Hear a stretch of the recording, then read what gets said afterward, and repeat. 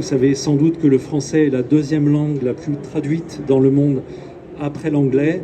Et quand je vois ici que sur le stand, on peut proposer des titres aussi bien de l'école des hautes études en sciences sociales que des livres pour enfants, que des livres de cuisine, de l'illustré et des titres très exigeants en littérature, je pense que on remplit notre pari de faire de ce stand français une vraie représentation de la culture française.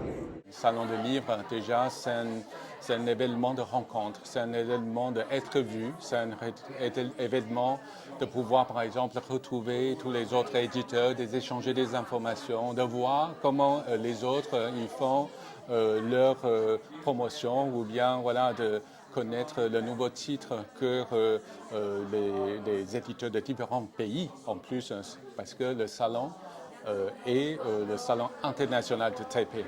Ça veut dire que chaque année, nous avons aussi des éditeurs étrangers qui viennent ici à Taïwan. Ça nous donne une belle location pour découvrir les différentes auteurs, différentes maisons d'édition, etc.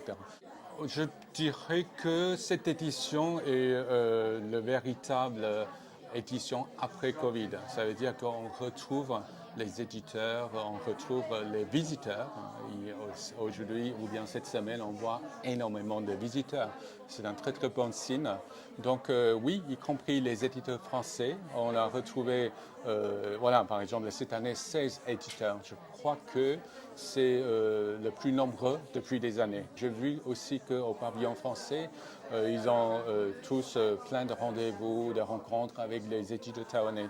Voilà, on voit que le Salon du livre de Taipei est de retour. Quel style de livre attire surtout le public taïwanais parmi les livres jeunesse? Je pense que c'est très varié en fait.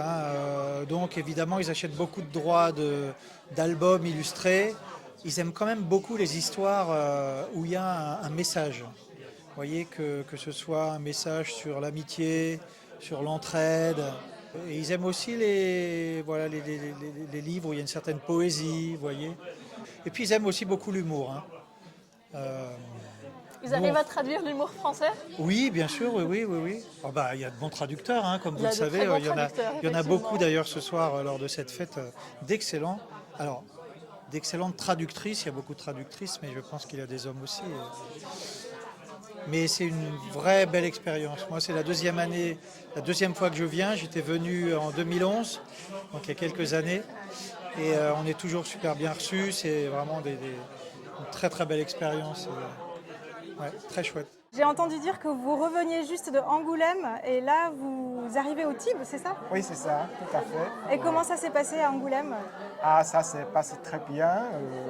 On a, pendant 3 jours, on a fait une trentaine de rendez-vous avec les éditeurs français et les éditeurs d'autres pays. Pour trouver des éditeurs français qui s'intéressent aux bandes dessinées de Taïwan ou les romans graphiques de Taïwan. D'accord. Oui. Et vous avez eu de bons retours des éditeurs français? Ils sont intéressés par les livres taïwanais? Oui, on a des rendez-vous très réussis. Les éditeurs sont très intéressés par les créations des artistes taïwanais. Et donc maintenant au Tibes, c'est l'inverse. Vous essayez d'intéresser les éditeurs taïwanais aux livres français sur le pavillon français?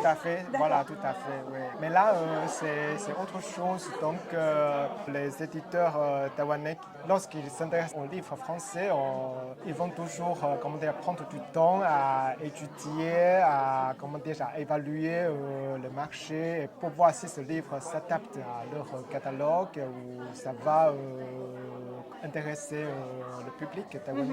Ouais. Donc ça prend un peu plus de temps. Ça prend un peu plus de temps, D'accord. ouais. En fait, pour moi, la grande différence, c'est cette année, on voit que les éditeurs sont revenus. Parce que l'an dernier, ils n'ont pas pu venir. Voilà. Mais cette année, lorsqu'on passe au pavillon français, on voit des petites tables sont remplies des éditeurs pour parler des sessions de droit, etc. Donc, je suis très ravie de voir ça. Voilà. Si vous voulez savoir comment ça s'est passé au niveau professionnel, il y a beaucoup d'intérêt pour les livres et je pense qu'on va avoir à peu près 4 ou 5 livres qui seront traduits, dont une série importante qui a été traduite en chinois simplifié, en italien, en allemand. Et voilà. Donc voilà, ça fait une langue de plus. Et moi, en tant qu'éditeur, je suis content que les petits Taïwanais, si le contrat se signe, voilà, pourront découvrir les aventures de Nico et Ouistiti. Par rapport à l'année précédente, peut-être je vois un peu plus de public, des jeunes publics comme visiteurs.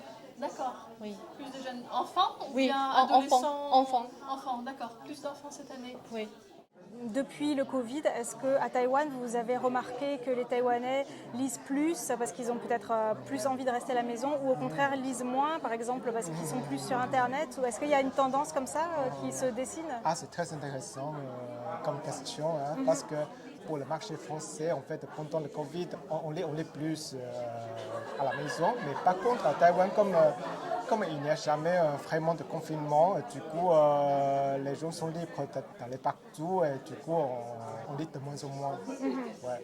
À votre avis, quelle est la place des livres qui ont été traduits du français? Est-ce que ça représente beaucoup de livres? Est-ce qu'ils sont particulièrement appréciés par le public taïwanais et pourquoi C'est difficile à dire parce que c'est vrai que récemment, on a moins de livres traduits du français à Taïwan.